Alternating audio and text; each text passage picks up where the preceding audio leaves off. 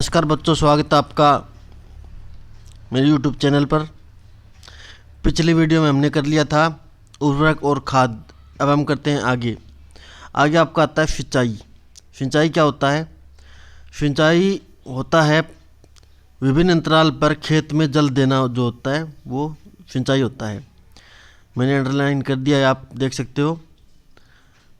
फसलों को अलग अलग टाइम पे पानी देना क्या होता है आपका सिंचाई कहलाता है। क्योंकि पौधों के अंदर लगभग जो है 90% भाग जो होता है वो जल का ही होता है, इसलिए जल बहुत ही आवश्यक है। क्यों आवश्यक है? क्योंकि बीजों का अंकुरण जो है वो शुष्क मिट्टी में नहीं हो सकता, क्योंकि बीजों के जो पत्ते होते हैं वो बहुत ही मुलायम होते हैं, नरम होते हैं, और वो जो है एक शुष्क मिट्टी को उखाड़ के बाहर नहीं आ सकते।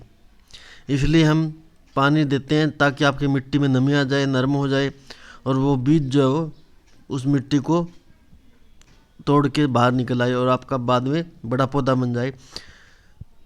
दूसरी बात ये है कि पौधों को विकास करने के लिए, वृद्धि करने के लिए पानी की आवश्यकता होती है। और पोषक तत्वों के लिए जल में जो है पोषक तत्वों के लिए भी क्या आवश्यकता होती है? पानी की आवश्यकता होती है। हमको पानी की आवश्यकता होती है, हम सजीव है, पौधे पेड़ ये भी आपकी सजीवों के अंदर आते हैं। तो इस कारण से जो है अगर हमें पानी और भोजन की आवश्यकता होती है तो पौधों को भी पानी और भोजन की आवश्यकता होगी।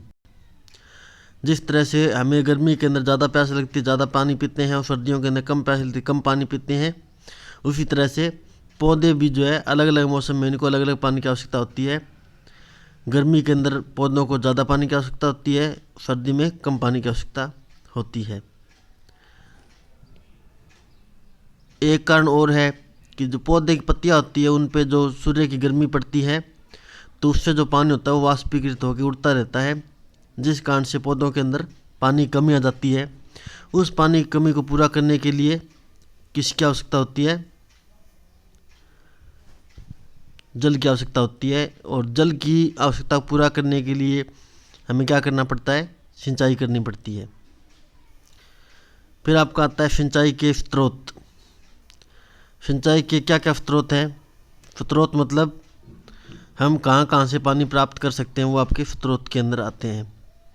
कुएं, जलकूप, तालाब, झील, नदियाँ, बांध एवं नहर जो है ये सारे सिंचाई के स्रोत हैं, यहाँ से हम पानी प्राप्त कर सकते हैं। फिर आपका आता है सिंचाई के पारंपरिक तरीके।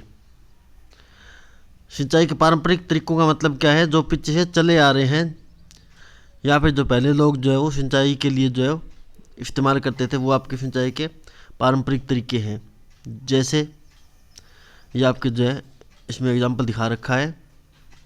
मोट, घिरनी जिसे कहते हैं, चैन पंप, डेकली, रहट, और ये जो आपके सारे पारंपरिक तरीके हैं। और इनको अच्छी तरह समझने के लिए आप चित्र में इसको समझ सकते हो। मोट जो होता है वो इस टाइप का होता है, और फिर आपका आता है ये चैन पंप, डेकली, ये आपका चैन पंप है, ये डेकली है। फिर आपका आता है रहट, ये आपकी पारंपरिक तरीके हैं। रहट के अंदर क्या होता है?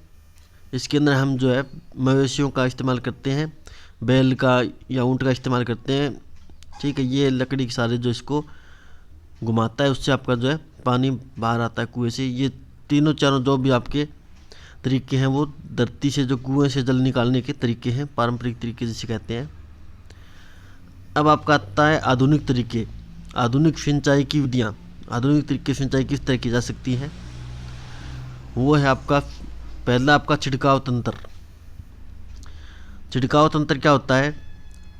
इसके अंदर एक मोटर लगी होती है, मोटर के साथ जो है कुछ नोजल पंप लगे होते हैं, ये जो आप देख रहे हो। तो ये नोजल जो है वो मोटर की तरफ जुड़ी होती है। जब मोटर चलती है तो इनमें पानी का प्रेशर बढ़ता है, तो फिर जो है फुहारे की तरह जो ये नोजल चलती है, और ऐसा लगता है जैसे कि पौधों के ऊपर बारिश हो रही है, मतलब पानी का जैसे छिड़काव हो रहा है। तो इसलिए इसको हम क्या कहते हैं? छिड़काव तंत्र। ठीक है बच्चों। नेक्स्ट आपका आता है ड्रिप तंत्र। ड्रिप तंत्र क्या होता है? ड्रिप तंत्र आपका जो है छिड़काव तंत्र की तरह होता है, बस इसमें फ़र्क क्या होता है, इसमें नोजल की जगह आपकी जो सीधी पाइप लगी होती है। इसके कारण जो है जब मोटर चलती है तो पानी पाइप के द्वारा आगे बढ़ता है, तो वो जो पौधों की जड़ों में थोड़ा थोड़ा रिश्ता रहता है, ठीक है। उसके अंदर छिड़काव नहीं होता, थोड़ा थोड़ा रिश्ता रहता है, तो पौधों की जो पानी कमी है वो पूरी होती रहती है। ये आपका क्या है, ड्रिप तंत्र। अब चलते हैं हम आगे। अगला आपका टॉपिक आता है खरपतवार से सुरक्षा। सबसे पहले आपको ये पता होना चाहिए खरपतवार होता क्या है। खरपतवार क्या होता है, खेत में जो है कई अन्य अवांछनीय प्राकृतिक पौधे जो है वो प्राकृतिक रूप से जो फसल के साथ उग जाते हैं। इन अवांछनीय पौधों को हम क्या कहते हैं, खरपतवार कहते हैं। अवांछनीय का मतलब क्या होता है, जिसकी हमें ज़रूरत नहीं होती। मतलब जैसे हमने गेहूं की फसल बोई है, उसके साथ जो है घास वगैरह या कोई दूसरे और पौधे जो उग जाते हैं जिनकी हमें ज़रूरत नहीं होती, गेहूं की हमें ज़रूरत होती है, तो उन पौधों को हम क्या कहते हैं, खरपतवार कहते हैं। खरपतवार हटाने के तरीकों को हम क्या कहते हैं, खरपतवार हटाने को हम कहते हैं निराई। निराई का मतलब है खरपतवार हटाना। खरपतवार हटाने की आवश्यकता क्यों पड़ती है, क्योंकि जब हम फसल लगाते हैं तो वो क्या करती है, फसल ज़मीन से जो पोषक तत्वों को खींचती है और उन पोषक तत्वों से जो है वो उनकी वृद्धि होती है, विकास होता है। ज़मीन से पानी लेती है और उससे भी उसका विकास होता है। लेकिन अगर फसल के साथ जो है खरपतवार बहुत ज़्यादा है, मतलब जो है घास फूस बहुत ज़्यादा है, तो वो क्या करेगा, खरपतवार मिट्टी से जो ज़रूरी पोषक तत्व वो खुद ले लेगा, ठीक है। नमी भी जो है वो सोख लेगा, तो उसके कारण जो है वो फसलों को कम पोषक तत्व मिलेंगे, तो उनका विकास रुक जाएगा, उनका विकास अच्छा नहीं होगा, ठीक है। तो अपनी फसलों का विकास अच्छा करने के लिए उनकी वृद्धि करने के लिए हम क्या करते हैं, हमें हटाना पड़ेगा खरपतवार को। फिर आपका आता है खरपतवार हटाने के तरीके या किस तरह हटाया जा सकता है। पहला इसके अंदर जो है वो रसायनों द्वारा। रसायनों आपने सुना होगा, जैसे फसलों के अंदर बीमारी रोकने के लिए या फिर खरपतवार जो है रोकने के लिए हम क्या करते हैं, स्प्रे करते हैं या उसमें जहर डालते हैं या उसमें जो है दवाइयाँ डालते हैं। वो सारी क्या होती है, आपकी खरपतवार नाशी होती है। एग्जाम्पल दे रखा है इसमें 2,4-D। ये आपका 2,4-D ये आपका एक टाइप का जहर है, एक टाइप की दवाई है जो कि खरपतवार को ख़त्म करती है। खरपतवार नाशी जब हम छिड़कते हैं या स्प्रे करते हैं तो वो क्या करता है, वो पौधों को कम नुकसान पहुंचाता है और जो बाकी खरपतवार होते हैं उनको ज़्यादा नुकसान पहुंचाता है। इसके कारण खरपतवार जो आपके ख़त्म हो जाते हैं और आपकी फसल जो विकास करने लगती है, क्योंकि उनको भी पोषक तत्व ज़्यादा मिलने लग जाएंगे और पानी भी आपका ज़्यादा मिलेगा। फिर आपका आता है खरपतवार नाशी जो है वो कब डालना चाहिए या कब डाला जाता है। तो खरपतवार नाशी जो डाला जाता है, खरपतवार अगर ज़्यादा हो तब, या फिर पुष्प या बीज बनने से पहले, फसलों के अंदर जो है वो पुष्प और बीज जो बनते हैं उससे पहले जो है वो खरपतवार नाशी का छिड़काव किया जाता है।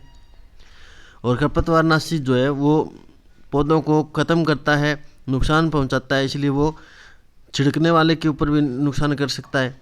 इसलिए जो किसान जो है वो इनका छिड़काव करता है, स्प्रे करता है, तो उसको जो है वो सावधानी बरतनी चाहिए। अपने नाक, मुंह और शरीर को वो ढक के जो वो छिड़कना चाहिए या ढक के डालना चाहिए खरपतवार नाशी। फिर आपका आता है नेक्स्ट टॉपिक, कटाई। कटाई क्या होता है, जब आपकी फसल पककर तैयार हो जाती है तो उसको जो है काटने की आवश्यकता होती है। तो उसको हम किससे काटते हैं, दरांती से, जो इसमें नीचे दिखा रखा है। इस दरांती से जो फसल की कटाई होती है, फिर उस काट के फसल को इकट्ठा करते हैं। इकट्ठा करके जो हम उससे गेहूँ अलग निकाल लेते हैं और भूसा जो होता है वो अलग कर देते हैं। तो इसको हम क्या कहते हैं, हार्वेस्टर। हार्वेस्टर मशीन द्वारा जो है वो क्या किया जाता है, हार्वेस्टर मशीन द्वारा एक किस्म से कटाई की जाती है। और थ्रेसिंग क्या होता है, थ्रेशिंग होता है काटी गई फसल से बीजों और दानों को भूसे से अलग करना। जो फसल होती है आपकी उसको जो है भूसे से अलग निकालना क्या कहलाता है आपका? थ्रेशिंग।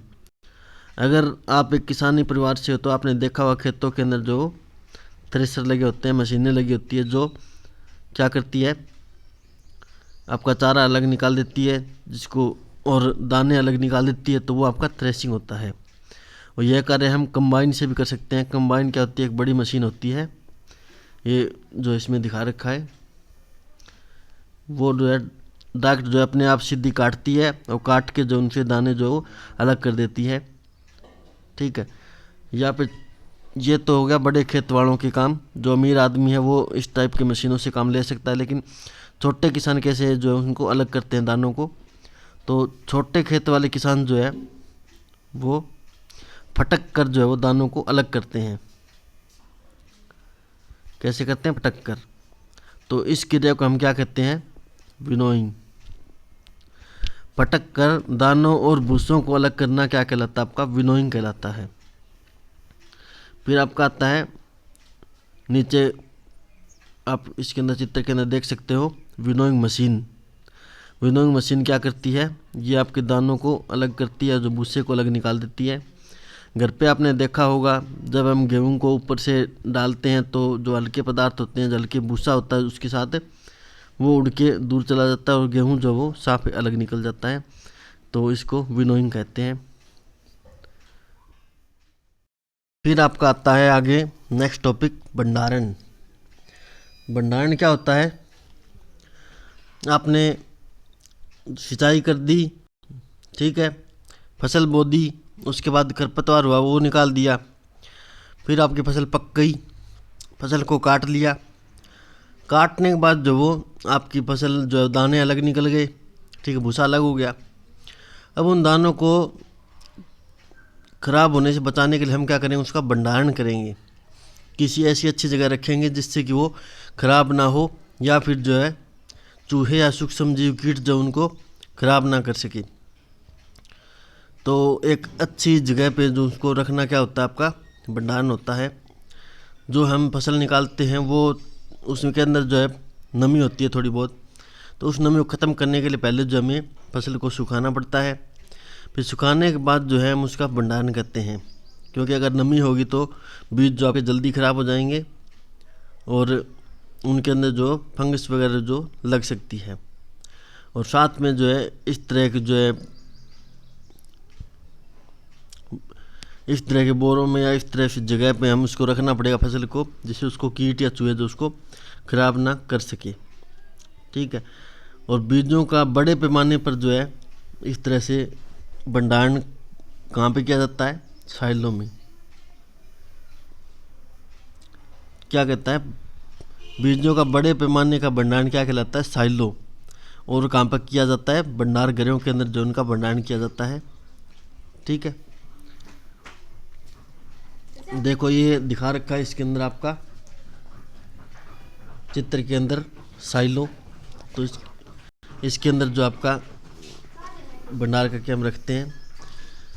उसके बाद आपका आता है ये नीचे भंडार गृह में अनाज का भंडार, ये भी दिखा रखा है। देखो बोरियों के अंदर जो वो रख के डाल के जो हम इसका भंडारण करते हैं। अब फसल के बाद जो हम और कहाँ से भोजन प्राप्त कर सकते हैं उसके बारे में बता रखा है। वो आपका जंतुओं से भोजन। जंतुओं से भोजन कैसे प्राप्त करेंगे? जैसे गाय, भैंस, बकरी, ऊँटनी है, उसको हम पालते हैं, उनसे हमें दूध प्राप्त होता है और उस दूध से हमारे जो है भोजन प्राप्त होता है, हमारी भूख मिटती है, तो उससे भी हम भोजन प्राप्त कर सकते हैं।